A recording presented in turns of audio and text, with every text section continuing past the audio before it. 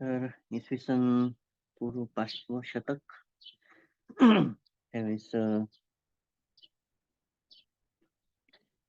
भगवान बुद्धांनी फुल एनलाइटनमेंट घेतली. समसंबुद्ध बनून. तर कसे झाले? Through realisation of four noble truths without any assistance. कोणी असिस्टन्स नव्हतं. और फ्रॉम एनी टीचर. कोणत्या टीचर पासून पण नाही. मग भगवान बुद्ध डिक्लेअर करतात धम्माच्या हक्क पावतन सुद्धा. ओके, की जर कोणी याच पद्धतीनं प्रॅक्टिस केली तर सेम पाथ. ओके, जर कोणी याच पद्धतीचा सेम पाथ प्रॅक्टिस केला, so they can also attain enlightenment through the realisation of four noble truth. Okay, एकदम सिंपल. बघा, सुरुवातीपासून सुरुवात करत, जास्त काही क्रिटिकल करायचं. भगवान बुद्धांना ज्ञान प्राप्ती झाली. कोणती? तीन प्रकारचं ज्ञान. यथा पक्कमोपग ज्ञान, उप्पे निवासानुसती ज्ञान आणि आर्य न्याय. हे तीन ज्ञान त्यांना प्राप्त झाले.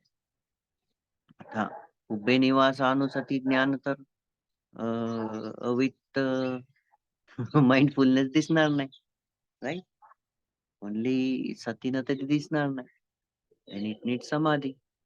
ओके, विदाउट समाधी तुम्ही मागची जन्म पाहू शकत नाही. You need to go through. त्यासाठी तुम्हाला कशाने जावं लागेल? प्रतित्य समुत्पाद. But only understanding can not. तर समजून घेतलं, वाचन केलं, त्यांना नाही होणार. You need to see it. भगवान बुद्ध काय म्हणतात की मी पण या पद्धतीने गेलोय. तुमच्यासाठी हा रस्ता मी सांगत आहे. या पद्धतीने तुम्हाला जायचं आहे. तर त्यांना रिअलायझेशन कशामुळे झालं? Attainment, enlightenment, four Nobel truth. आता फोर नोबेल ट्रूथ काय? बघा, एकदम साध्या सरळ भाषेमध्ये धम्म सांगत. काय? चार आर्य सत्य: दुःख सत्य, समुदय सत्य, निरोध सत्य आणि मग्ग सत्य. दुःखाचं सत्य, दुःख निर्माण होण्याचं सत्य, दुःख थांबवण्याचं सत्य आणि दुःख नष्ट करण्याचा मार्ग. हे भगवान बुद्धांना रिअलाइज झालं, त्यामुळे त्यांना अटेनमेंट प्राप्त झाली. ओके,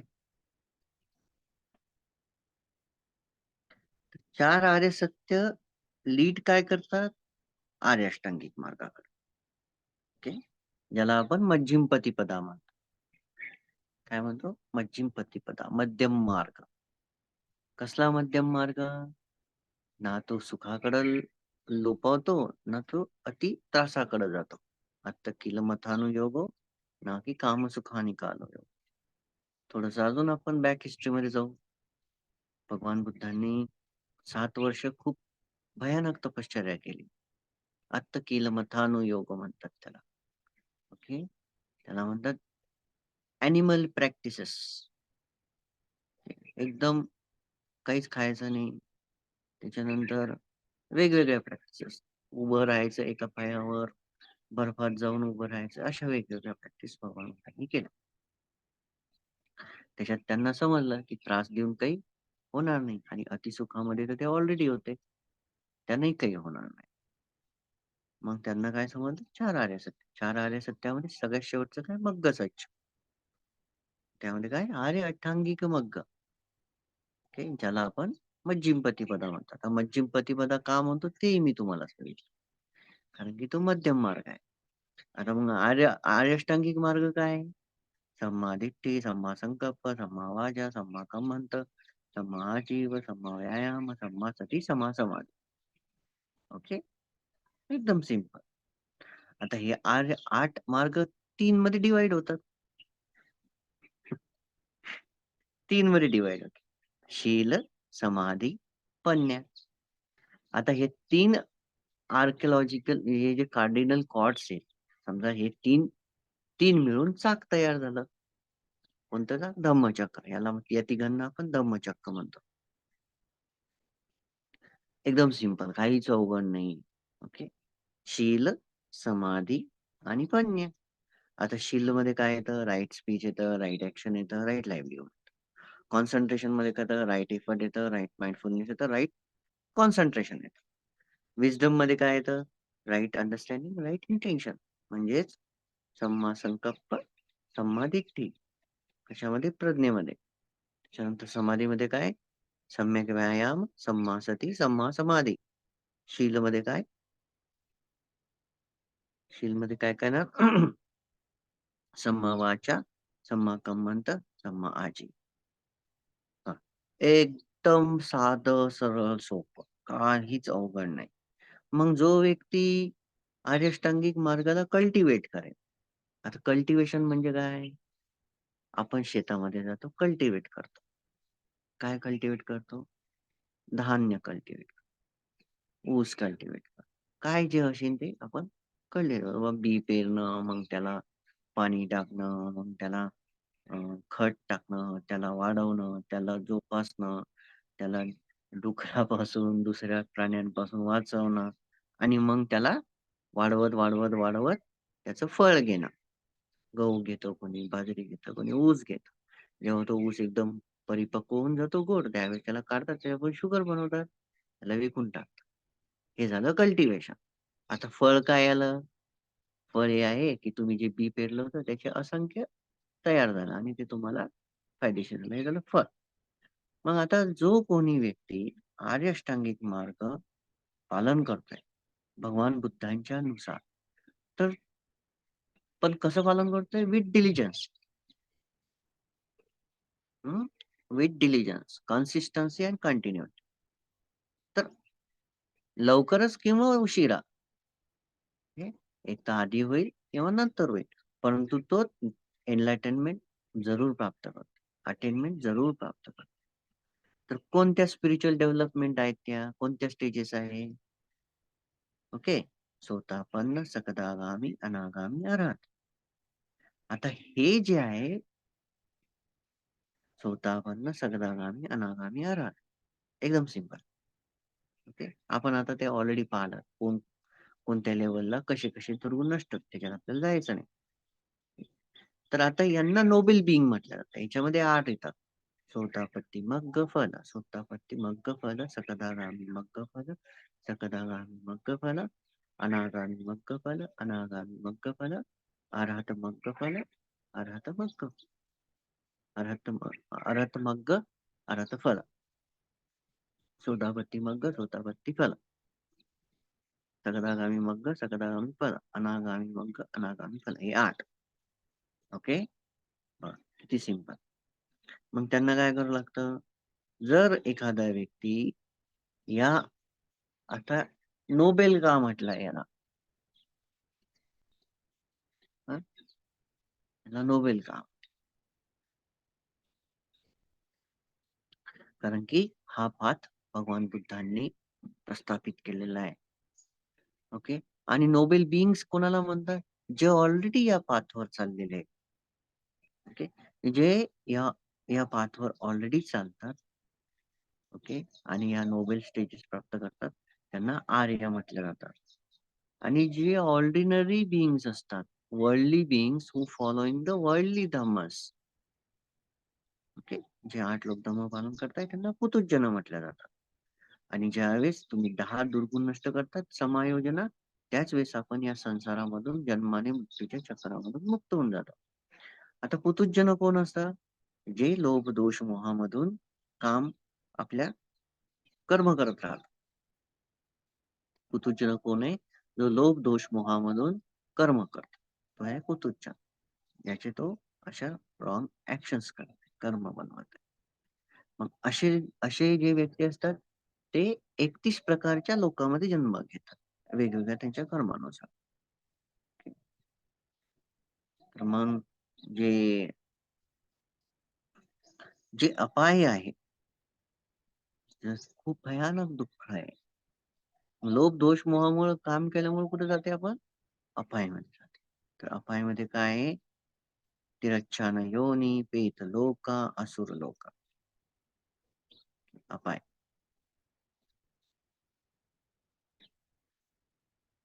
पेत लोका, असुर लोक, तिरच्छान. ओके, तिरच्छान म्हणजे ॲनिमल्स वेगवेगळ्या प्रकारचे. त्यानंतर पेत मध्ये वेगवेगळे प्रेत, 4 प्रकारचे हंग्री घोस्ट म्हणतात त्यांना. ओके. आणि असुर, असुर असतात.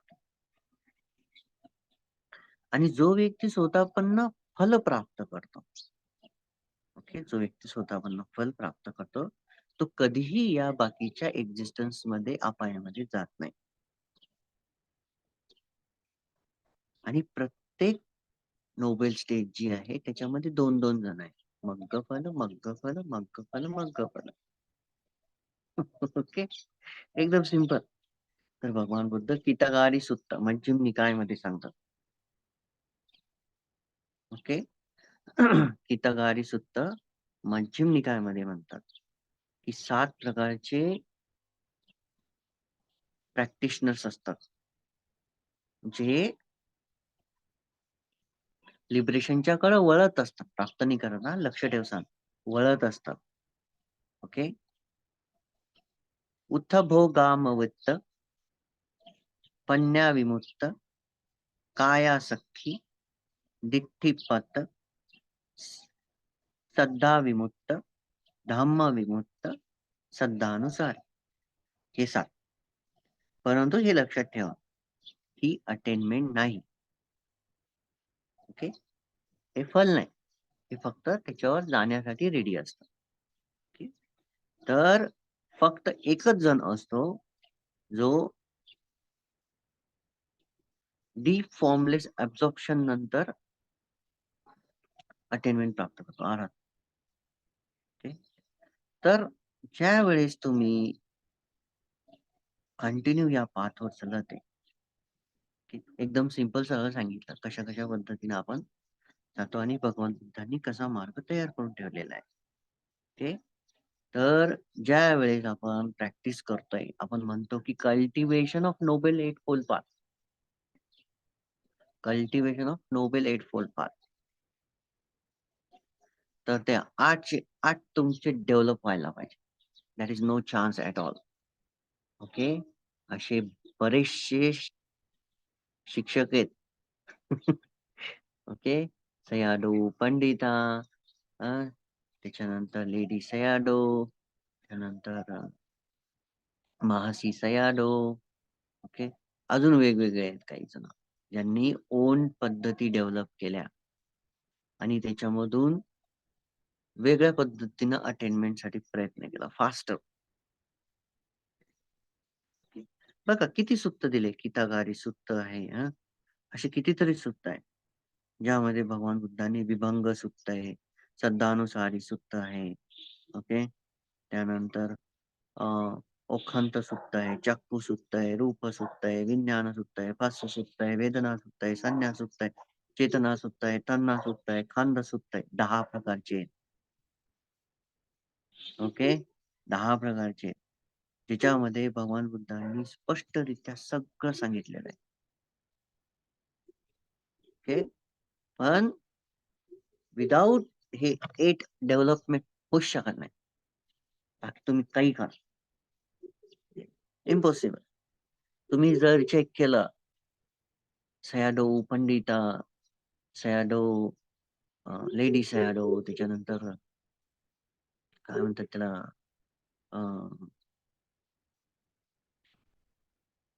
अजून 1-2 जण आहेत, महासी सयाडो.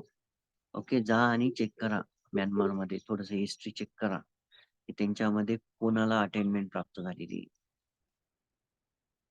एकही नाही. ओके. एकही नाही. आणि ज्या पद्धतीनं आपण भगवान बुद्धांनी निर्माण करून दिलेला जो पाठ आहे, ओके, त्याच्या विरुद्ध दिशेने जर गेलं तर फिनिश. फिनिश म्हणजे काय? तुम्ही फिनिश नाही. Path finish. सिंपल. ओके. वेदना सुत्त, संन्यास सुत्त यामध्ये सरळ सरळ दिलेलं आहे की हे जे 7 प्रकारचे लोक कशी कशी प्रॅक्टिस करतात. हे 10 सूत्र आहेत. ओके. तर सिंपल आहे. आपल्याला इतकं क्रिटिकल करायचंच नाहीये. अटेनमेंट खूप ईझी आहे. जर योग्य पद्धतीनं प्रॅक्टिस केल्या गेली तर. ऑलरेडी जाऊन एकच चेक करायचं. धम्मचक्क प्रवर्तन सूत्र. ऑल सेटअप भगवान बुद्धांनी त्याच्यात एकदम डीपली दिलेला आहे. काहीच अवघड नाहीये. याच्यावर एक खूप चांगलं प्रवचन घेतलं होतं मी. ओके. धम्मचक्र प्रवर्तन सूत्रावर एक खूप मला वाटतं कोविडच्या टाईमला त्यावेळेस एक स्पीच घेतलं होतं. ते चेक करा. आज मी टाकतो ते तुम्हाला. ते तर सिंपल आहे. फार क्रिटिकल नाही करायचं. आणि ज्यांना अ, आता काही जणांनी मला काल सांगितलं की बा मला हे दिसत आहे, ते दिसत आहे, लाईट दिसत आहे, स्केलेटन दिसत आहे.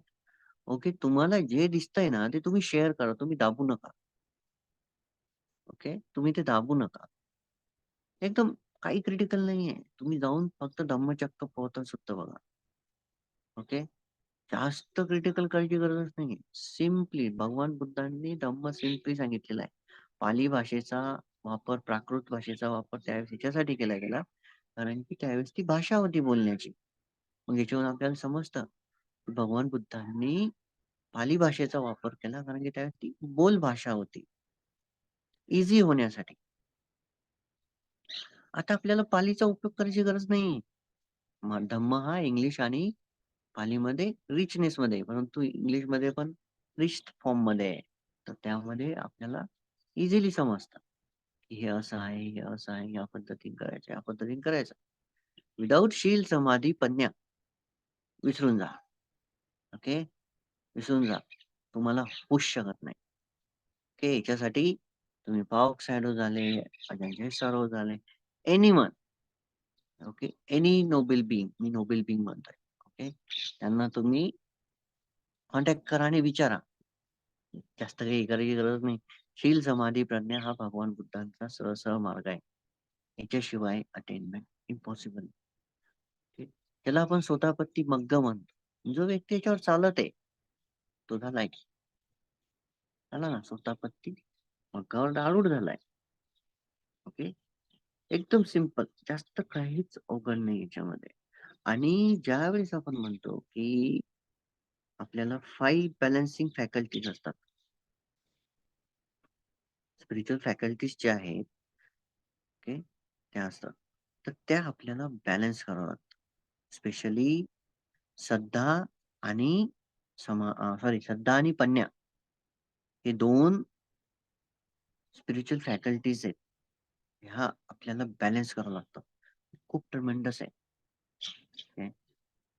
काय होतं, की जास्त प्रज्ञा असली, की तो व्यक्ती श्रद्धेला डिस्कार्ड करतो आणि जास्त जर श्रद्धा असली, तर तो व्यक्ती प्रज्ञेला डिस्कार्ड करून टाकतो.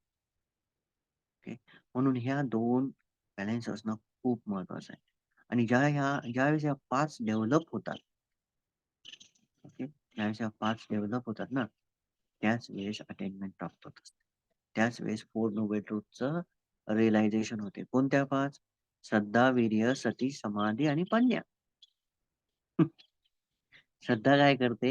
आपल्याला भगवान बुद्धांच्या धम्मावर स्थित ठेवते. कशी डेव्हलप करणार श्रद्धा? हां? कशी डेव्हलप करणार?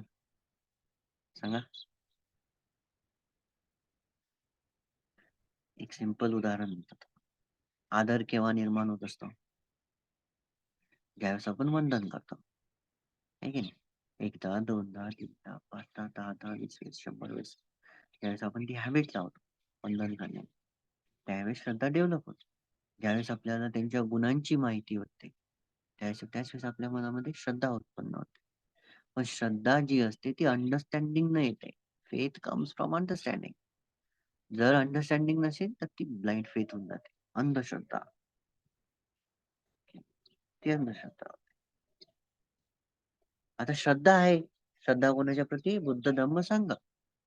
श्रद्धा आहे तर डाऊट बिलकुल नाही राहणार. डाऊट बिलकुल नाही याचा पंचनिवर्णाशी सरळ संपर्क. ओके. एक निवरण तर तुम्ही श्रद्धानं सोडवलं. कमी करून टाकलं. ओके. तर श्रद्धा ही खूप स्ट्रॉंग असते. श्रद्धा ही आपल्या सर्व सद्गुणांना एकवटते. सद्गुणांना एकवटण्याचं काम जे आहे ते समाधी करते. ज्यांची श्रद्धा खूप स्ट्रॉंग असते ना, ते खूप लवकर ज्ञान अटेन करतात. ज्ञान, मग नाही, परंतु ज्ञान खूप लवकर अटेन करतात. प्रॅक्टिस खूप स्ट्रॉंग होते. ज्यांची श्रद्धा स्ट्रॉंग असते. ओके. इथं तर भगवान बुद्धांसमोर जर पाणी ठेवलं तर, अरे, तुम्ही त्या धर्मासारखं करताय. जर आपण जेवण्याच्या आधी जर त्यांना दानामध्ये भोजन ठेवलं, भगवान बुद्ध खातात का? ओके. सायंटिफिकली व्ह्यू प्रोड्यूस करतात. असं म्हणतात की शास्त्रशुद्ध पद्धतीने वागायला पाहिजे आणि विज्ञानाच्या 2 गोष्टी जर विचारल्यात ते आम्हाला येत नाही. जर 1-2 थिअरी जर विचारल्या तर ते आम्हाला येत नाही. परंतु आम्हाला काय करायचं आहे, आम्हाला आमच्या पद्धतीनं धम्म तोडून-मोडून खायचा आहे. का? कारण की आमचे जे सुख आणि आमची जी समृद्धी आहे किंवा आम्हाला जे प्राप्त करायचंय शारीरिक, शाब्दिक आणि मानसिकरित्या, ते आम्हाला पालन करूनच धम्माला आमच्या पद्धतीनं तोडून-मोडून ठेवायचं आहे. त्यासाठी अशा पद्धतीनं आपले लोकं काम करतात. समजत आहे? तर ही असते श्रद्धा. श्रद्धा पाथवर ठेवते आपल्याला. सगळ्यात बेस्ट सांगतो. श्रद्धा जर असली तर आपण पाथवर राहतो. उठल्या-उठल्या बुद्धानुस्मृती, उठल्या-उठल्या शील, उठल्या-उठल्या भगवान बुद्धांना नमन. हे हे पुतुज्ज नाही आपण अजून. हे पुतुज्ज असताना पण भगवान बुद्धांना वंदन सुद्धा करा. अजान खाओ, अ, अजान अजान साओ आणि अजान महाबुवा. मागेच सांगितलं ना, अजान महाबुवाला जेव्हा अटेन्मेंट प्राप्त झाली, त्यावेळेस ते काय म्हणतात, की मी त्यांना पूर्ण रात्रभर वंदन करत राहतो, भगवान बुद्धांना. Out of gratitude. ओके. त्यानंतर जेव्हा अजान साओ त्यांच्या कुटीमध्ये जात असतात, तर ते अ, दानशालामध्ये ठेवलेल्या भगवान बुद्धांच्या मूर्तीसमोर जातात आणि बुद्ध, धम्म आणि संघाला वंदन करताना बुद्ध आणि धम्मालाच करतात 2 वेळेस. तिसऱ्या वेळेस करताना त्यांची डेथ होऊन जाते. किती पॉवरफुल आहे. हं. श्रीलंकेमध्ये जेव्हा एखादा ड्रायव्हरही असला ना, कँडीजवळ एक मोठी मूर्ती आहे आणि एक टेम्पल आहे. ओके. त्या टेम्पलच्या जवळ जाताना ते गाडी थांबवतात आणि तिथं दान टाकतात. कुणीही असो. किती ₹1 का असेना. परंतु ते प्रत्येक राउंडला त्या टेम्पलला दान टाकतात. आणि जे बुद्धिस्ट आहेत, ओके, तर ते भंते दिसल्या-दिसल्या काय म्हणतात कंबरेतून वाकतात, वंदन करतात आणि भगवान बुद्ध दिसल्या-दिसल्या वंदन केल्याशिवाय जात नाही. त्याच्यानंतर ज्यावेळेस मी कँडीला दल्ला मालिगाजवळ असतो, तर श्रीलंकन लोकं बिलकुल म्हणजे ते त्या तिथून जर पासही होत असतील, त्यांची बसही पास होत असेल ना, तर त्या 100 पैकी कमीत कमी 60-70 लोकं तरी असं वंदन करतात. त्या टेम्पलच्या समोरून जातात. ही असते श्रद्धा, जी त्यांना लहानपणापासून कुटून-कुटून भरल्या जाते. ओके. हं. आपण आपल्या घरातल्या मूर्तीला एकदाही वंदन करत नाही.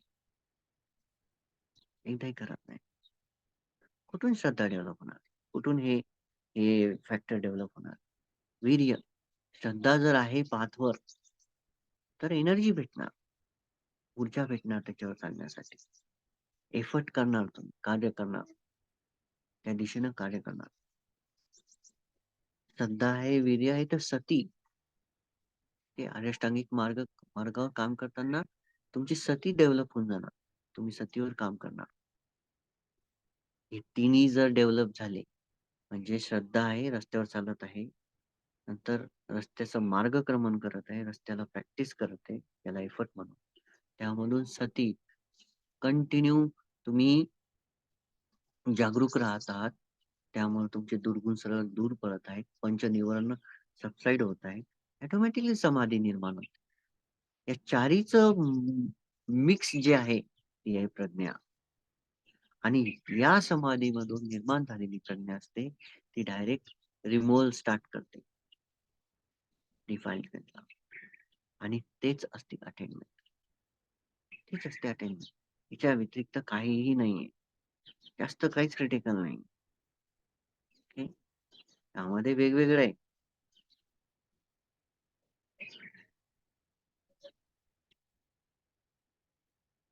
ओके? एवढं काही डीप घेत नाही मी. श्रद्धेचे वेगवेगळे प्रकार आहे. अमोलिका, अखरबत्ती. ओके, तर हे वेगवेगळं आहे. परंतु ज्याची श्रद्धा असते, त्याची श्रद्धा बुद्ध धम्म संघाच्या विषयी, एक मिनिट,